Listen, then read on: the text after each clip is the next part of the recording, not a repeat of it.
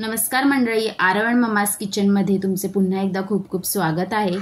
तर मंडळी, आज आपण बनवणार आहोत जन्माष्टमी विशेष शेवग्याच्या पानांची खमंग आणि कुरकुरीत वडी।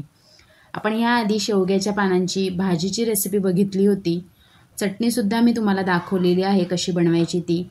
या दोन्ही रेसिपीज तुम्ही जर अजूनही बघितल्या नसतील तर याची लिंक आहे ती मी डिस्क्रिप्शनमध्ये दिलेली आहे, तर तुम्ही तिथे जाऊन नक्की चेक करा आणि भाजी चटणी बनवून बघा। आणि आता मी इथे बनवलेली आहे शेवग्याच्या पानांची वडी, तर ही सुद्धा तुम्ही नक्की ट्राय करा।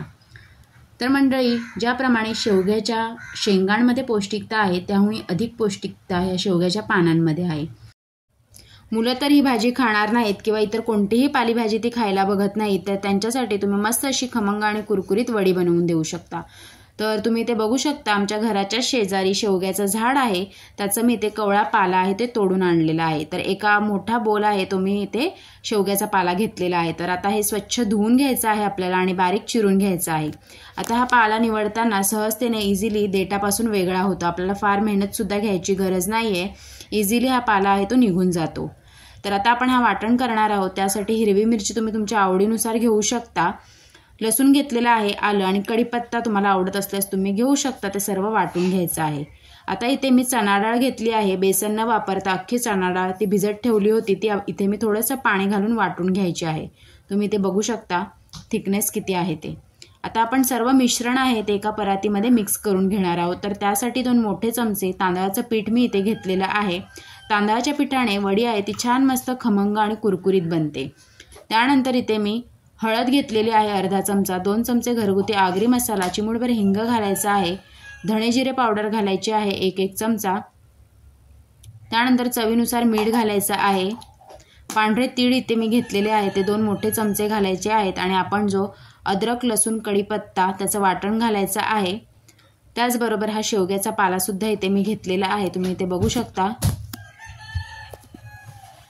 चिंचेचं पाणी घालायचं आहे 2 चमचे, कोथिंबीर घालायची आहे मूठभर, त्यानंतर आपण जो पाला बारीक चिरून घेतला आहे शेवग्याचा तो यामध्ये घालायचा आहे।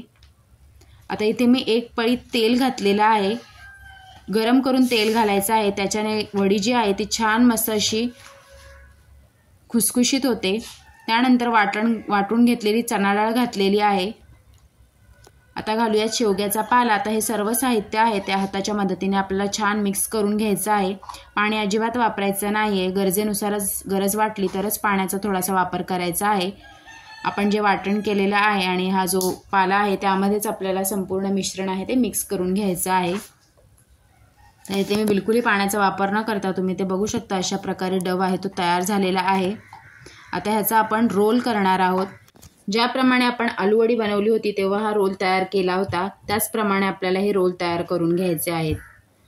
तर तुम्ही ते बघू शकता, असे मी आधी आळूचं पान ठेवलेलं आहे, त्यावर हे रोल ठेवलेले आहेत आणि 4 रोल आहेत ते माझे बनवून झालेले आहेत। जेवढे आपण साहित्य घेतलेलं होतं त्यामध्ये 4 रोल तयार झालेले आहेत। आता यावर इथे मी झाकण ठेवलेलं आहे आणि 30 मिनिटं आपल्याला 30 ते 20 मिनिटं तुम्ही म्हणू शकता हे रोल आहे ते छान मस्त वाफवून घ्यायचे आहेत। 30 मिनिटांनंतर छान मस्त आपली वडी तयार झालेली आहे, ते तुम्ही बघू शकता शिजलेली आहे छान। आता आपल्याला हे थंड करून घ्यायचं आहे, थंड झाल्यानंतर आपल्याला ह्याच्या वड्या करून घ्यायच्या आहेत।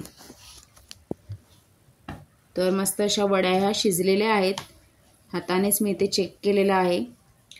आता हे आपल्याला थंड करूनच मग ह्या फ्राय करायच्या आहेत, तर तुम्ही डीप फ्रायही करू शकता किंवा शॅलो फ्रायही करू शकता।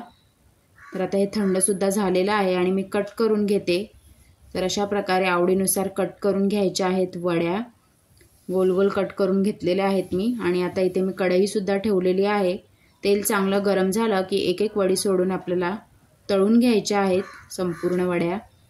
तर ह्या वड्या आहेत तुम्ही फ्रीजमध्ये स्टोअर करून ठेवू शकता 1-8 दिवसासाठी, जेव्हा पाहिजे तेव्हा तुम्ही कट करून फ्राय करून खाऊ शकता। तर छान मस्त अशा दोन्ही साईडनं खमंग कुरकुरीत करून घ्यायच्या आहेत आपल्याला।